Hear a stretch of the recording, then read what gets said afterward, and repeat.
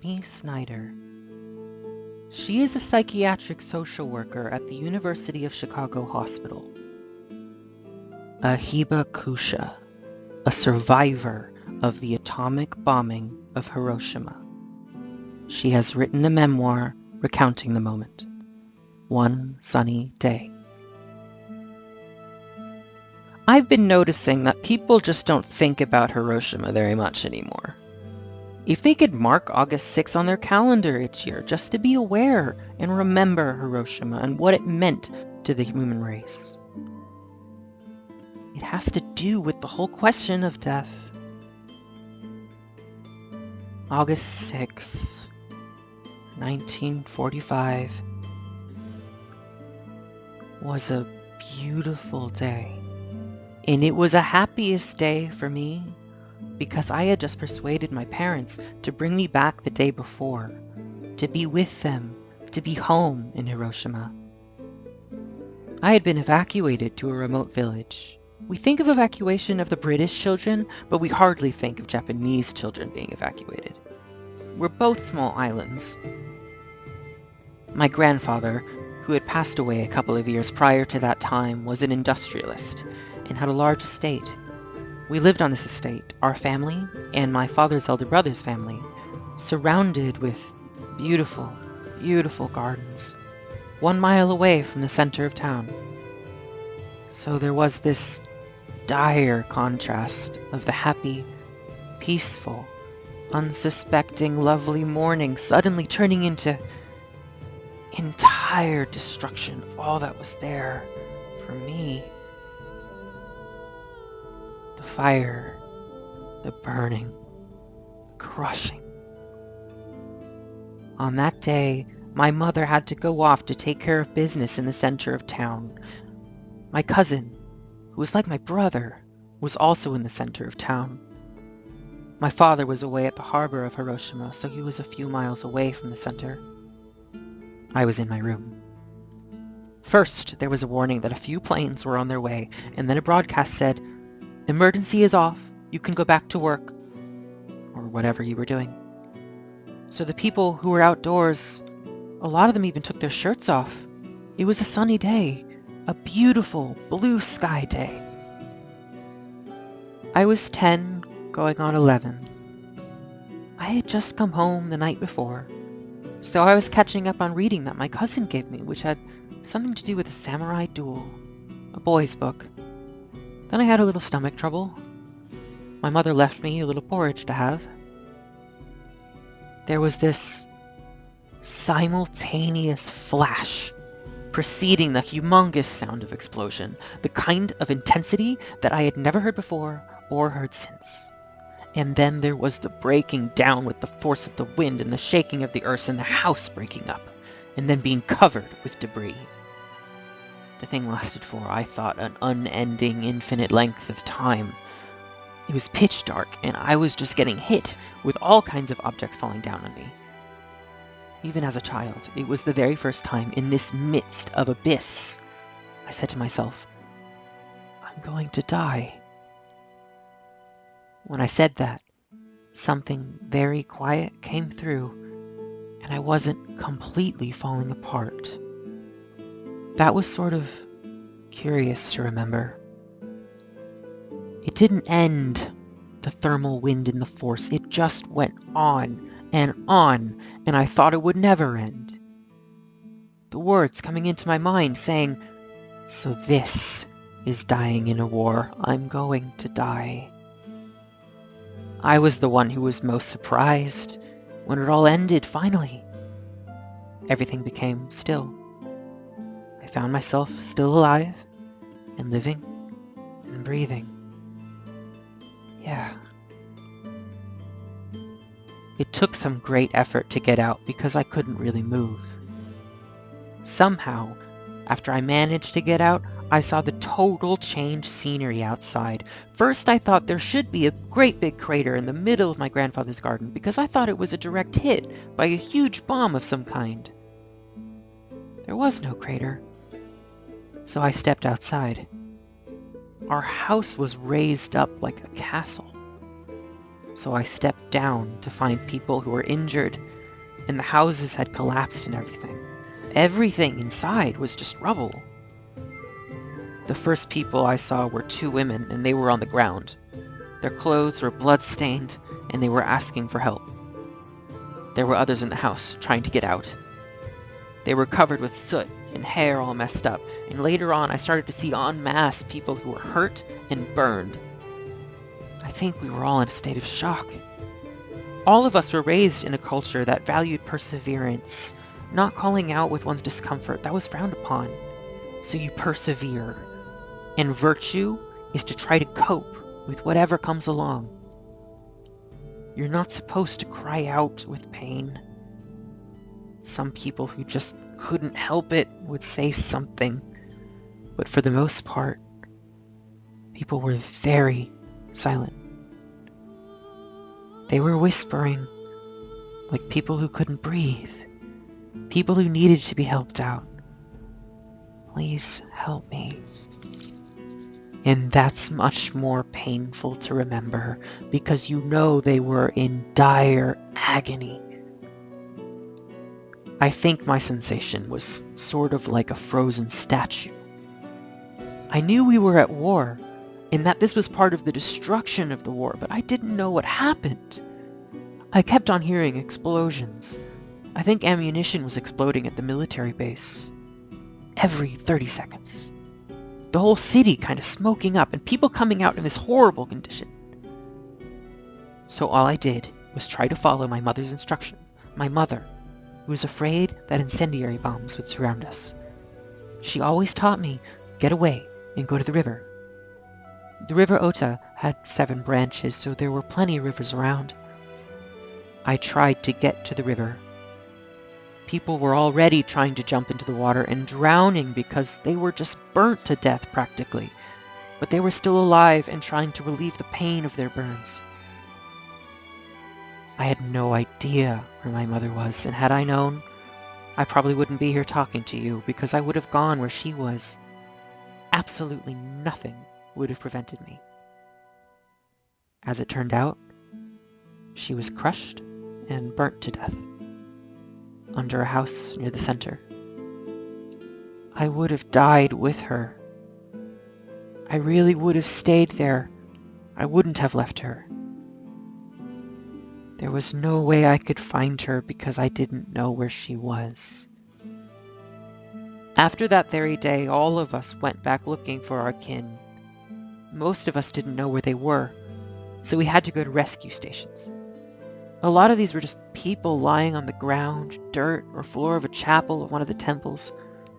I just couldn't stand going by person, person, person, so I would announce my mother's name and then say, "Oh, please answer me." And no one would answer, but sort of stir. Even if I was so much in a state of shock and desensitized myself, I tried. I just couldn't stand it, thinking, I can't find her. I can't find her. What am I going to do? I want to see her, but I don't want to see her in that condition. What if I can let her know that I love her and that I want to be there? So, just playing with magical things in my mind, I started to sing some songs that she taught me, that she loved hearing. So I said, "Please, God, carry this tune to my mother and comfort her, because I can't find her." That's when my feelings came back, and I just cried and cried and cried. But those are the scenes that all Hibakusha, the survivors, were subjected to. The powerlessness of not being able to help or participate because we didn't know what dropped. Even those people who didn't have any burns and injuries started to suffer and drop dead because, the radiation, how forceful it was there. It goes into the marrow of your bones and penetrates your brains and then changes your fetus, and malformed children are being born. We had no idea how to help ourselves or help anybody. So that kind of death is annihilation, and death without dignity, complete powerlessness. Not even a person being there torturing you. It's invisible, done to people, DNA, plants. I gave you the 4-leaf clover I just picked. Just all over the bank of the Oda River. The clovers changed to 5-leaf, 6-leaf all over. I know. I picked them. Their DNA changed for sure. Even people who weren't at the center, if you got hit with the black rain, it stuck to you. And we didn't know what it was. No. Black rain. Rain mixed with ashes from incinerated material and radioactive fallout fell after the bombings of both Hiroshima and Nagasaki. And all of us had to carry this, not just the biological effects, but mentally. For the longest time, it haunted me and tortured me. I think practically most of my young life, even into my 40s and 50s. Until I came to work in this hospital and saw death with dignity. I was trained in psychiatric services with many people for this very precise challenge of understanding death. I nearly died with A-bomb sickness at the time.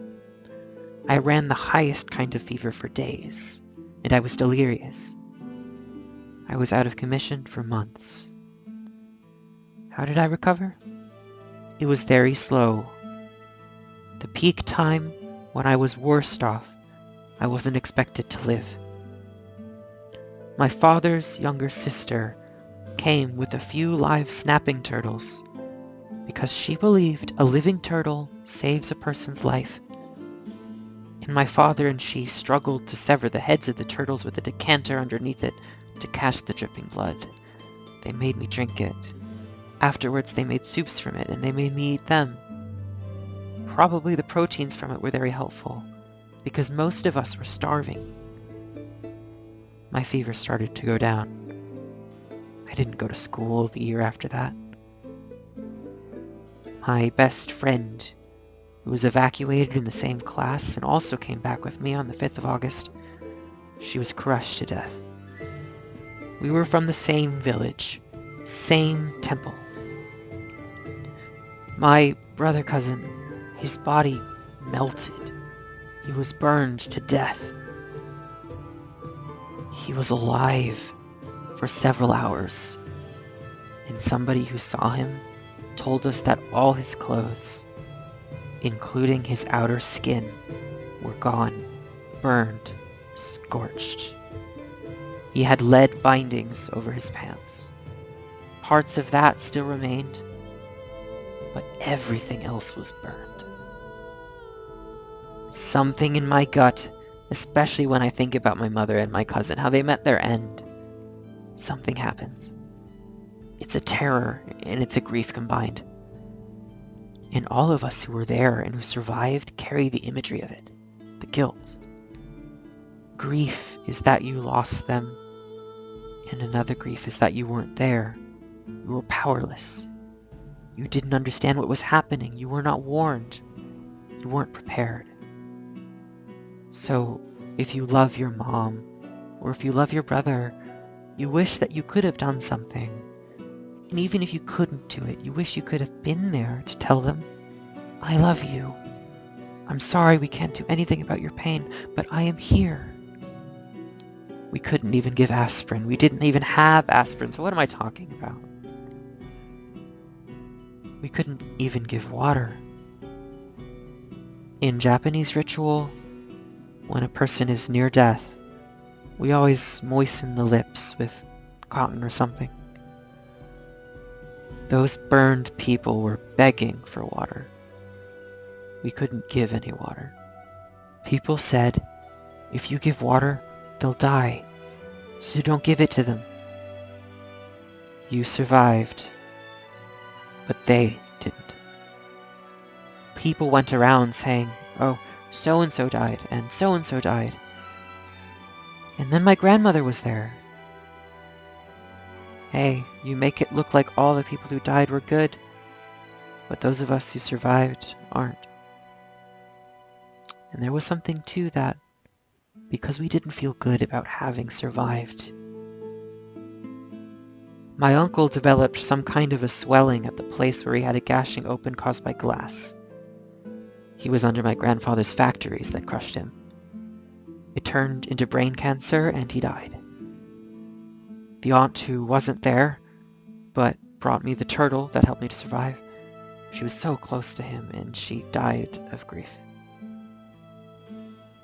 My other aunt, who was an older sister to that aunt, also died after taking a bath. My grandmother complained about abdominal pain for a long time, and then died also. My father, who lived into his early 60s, he wrote me a letter and said, "I am so tired. Every day it's an effort." And several days later, I had a phone call. My father passed away. A lot of us had what other people called lazy sickness. We were always easily tired, fatigue prone, and we were cancer prone. Some of the mothers gave birth to small-headed babies. Some single mothers hid that they were survivors because, in those times, marriages were arranged. If you had a chance of giving birth to a defect baby, you were an employment risk, a marriage risk. You were vulnerable to unknown illnesses. Single women, too. During the American occupation, the press couldn't release any findings of these illnesses. They were not allowed to publish anything. So nobody really knew what was going on. And there was no treatment. Plus the fact that this was the first time the Japanese were defeated. And it was such a horrible war, and we suffered so much. Nobody wanted to be reminded of it. Oh yes, it's etched in my mind like it happened yesterday. There is no way I can erase it. No way I can erase all that drenching memories and the terror. I was driven by fear most of my life because of this. Because I identified death as annihilation. There was no respect to it. The memorial, the peace park, all of this, fine, but I saw it, I lived it. You cannot fool me that this is not awful, okay? I have to quicken myself to tell you that I don't feel the same way about death today. This happened by an accident. I was led, like by the hands of fate, guided into this setting. My very first experience in terms of near-death conditions, my assignment was transplant. This was 1987. Fate is that my kids went to lab school, and I needed a place to work. I said, I've got to find work here on the campus. And my first assignment at the hospital was a liver transplant. So I put on my sterilized gown and walked into intensive care, where a patient who had the transplant came out of the surgery. It's very serious, life-threatening surgery. I saw this person connected up to every possible life support machineries, okay? My reaction to that was, how wonderful. Everything is being done to sustain this person's life, in honor of her life. Unlike those people who were dying without aid, out on the dirt, on the floor, and no medicine, no food, no water. I said, this is so restoring to me that this can be done for human beings. For me, it was a privilege to be a part of that effort to sustain life. The unfinished business and the regret that I could not help in Hiroshima, here totally different possibilities exist to honor human lives. I began to let myself feel a little bit what I've been trying to suppress for years. I couldn't really look it in the eyes. I was too terrified. But after I saw other possibilities, I began to be able to start my process on how to think about death. It didn't happen overnight. I trained with Elizabeth Kubler-Ross. I trained with Milton Erickson. I trained with Ken Moses. There was so much grief connected with my thinking about death.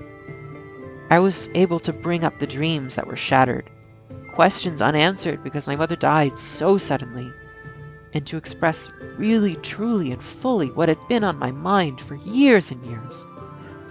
But you can't really share. Maybe because I'm Japanese and very reserved when it comes to very private feelings. My patients were the teachers, really. Like young women with children or young babies feeling such grief that they can't die, they can't leave these young ones behind. And I could feel how my mother must have felt even momentarily. I cannot die. I cannot leave this child. It was so good to feel that it's a two-way thing. To lose a parent is hard, but for a parent to go is harder. Every single human being I met here who called themselves patients and allowed me to enter their lives and share in their deepest thoughts and feelings, I experience it. I've lived 1,000 lives already, all of which enriched mine. Yeah. Okay, here's what I learned from my patients. It's terribly important for us to have death with dignity. In annihilation, you have no preparation. Annihilation is simply a torture. What death means is saying goodbye to all your attachments, including things, but most importantly to bonds to people.